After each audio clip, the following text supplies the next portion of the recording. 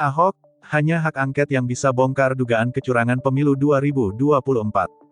Politisi PDI Perjuangan, Basuki Cahayapurnama atau Ahok menegaskan, hanya hak angket yang bisa membongkar dugaan kecurangan pemilu 2024 dibandingkan proses hukum di Mahkamah Konstitusi (MK). Menurut Ahok, ada celah hukum yang membuat dugaan kecurangan tidak bisa diproses di MK terkait pemilu 2024, dan hal itu hanya bisa dilakukan melalui mekanisme hak angket di DPR. Itulah kenapa saya bilang saat ini yang paling penting dilakukan tentu hak angket.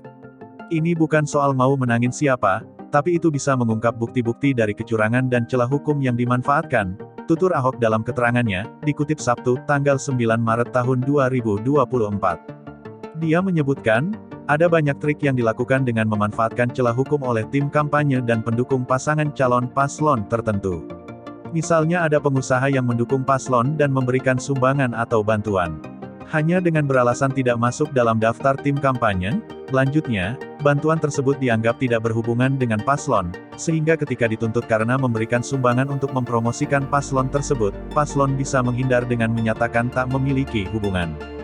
Nah ini nih konyolnya, karena ada celah hukum jadi calon yang bersangkutan bisa ngomong saya enggak nyuruh kok.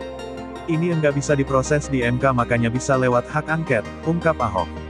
Ahok juga menyebutkan adanya pelanggaran yang dilakukan kelompok penyelenggara pemungutan suara KPPU, saksi parpol dan paslon, hingga Bawaslu dan KPU dari tingkat kecamatan hingga pusat. Karena terlalu banyak yang sumir dalam pemilu ini, makanya yang penting dilakukan adalah memproses hak angket, tutur Ahok.